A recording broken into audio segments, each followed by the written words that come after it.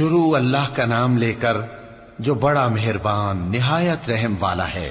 حامیم، اس کتاب روشن کی قسم کہ ہم نے اس کو ایک مبارک رات میں نازل فرمایا، ہم تو خبردار کرنے والے ہیں۔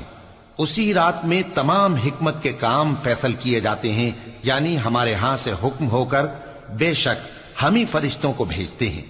یہ تمہارے پروردگار کی رحمت ہے، وہی تو سننے والا ہے، جاننے والا ہے۔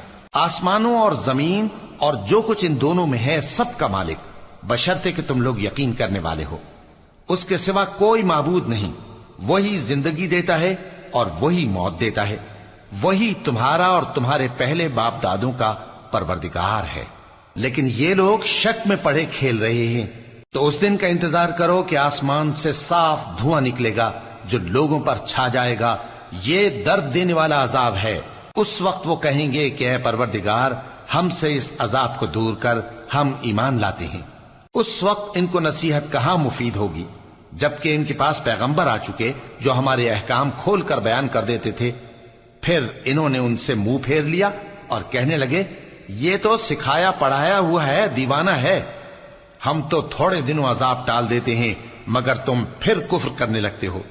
جس دن ہم بڑی سخت گرفت کریں گے تو بے شک انتقام لے کر چھوڑیں گے۔ اور ان سے پہلے ہم نے قوم فرعون کی آزمائش کی اور ان کے پاس ایک عالی قدر پیغمبر آئے جنہوں نے یہ کہا کہ اللہ کے بندوں یعنی بنی اسرائیل کو میرے حوالے کر دو، میں تمہارا امانت دار پیغمبر ہوں، اور اللہ کے سامنے سرکشی نہ کرو، میں تمہارے پاس کھلی دلیل لے کر آیا ہوں، اور اس بات سے کہ تم مجھے سنگسار کرو، میں اپنے اور تمہارے پروردگار کی پناہ لے چکا ہوں، اور اگر مجھ پر ایمان نہیں لاتے تو مجھ سے الگ ہو جاؤ۔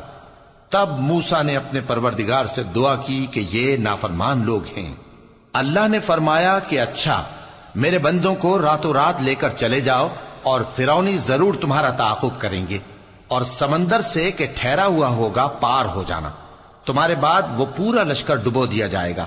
وہ لوگ بہت سے باغ اور چشمے چھوڑ گئے اور کھیتیاں اور نفیس مکان اور آرام کی چیزیں جن میں وہ عیش کیا کرتے تھے۔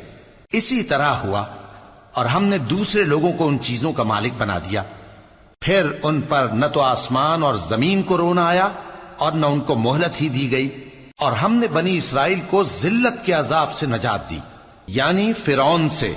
بے شک وہ سرکش اور حد سے نکلا ہوا تھا، اور ہم نے بنی اسرائیل کو اہل عالم میں سے علم کی بنیاد پر چنا تھا، اور ان کو ایسی نشانیاں دی تھیں جن میں کھلی آزمائش تھی۔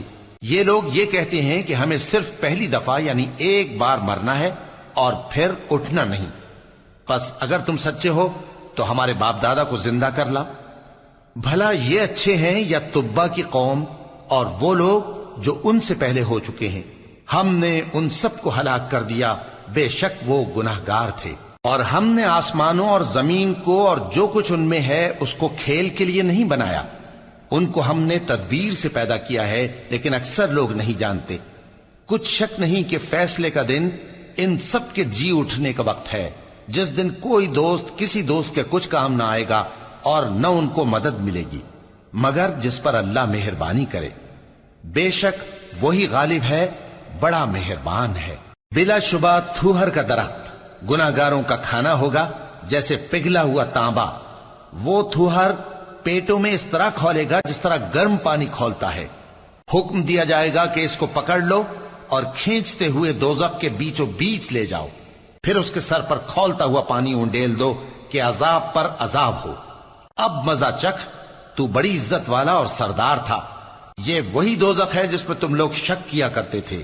بے شک پرہیزگار لوگ چین کے مقام میں ہوں گے، یعنی باغوں اور چشموں میں باریک اور دبیز ریشم کا لباس پہن کر ایک دوسرے کے سامنے بیٹھے ہوں گے۔ وہاں اس طرح کا حال ہوگا، اور ہم بڑی بڑی آنکھوں والی حوروں کو ان کی بیویاں بنا دیں گے۔ وہاں امن و اطمینان سے ہر قسم کے میوے منگائیں گے اور کھائیں گے، اور پہلی دفعہ کے مرنے کے علاوہ موت کا مزہ پھر نہیں چکھیں گے، اور اللہ ان کو دوزخ کے عذاب سے بچا لے گا۔ یہ تمہارے پروردگار کا فضل ہے، یہی تو بڑی کامیابی ہے۔ ہم نے اس قرآن کو تمہاری زبان میں آسان کر دیا ہے تاکہ یہ لوگ نصیحت حاصل کریں۔ پس تم بھی انتظار کرو، یہ بھی انتظار کر رہے ہیں۔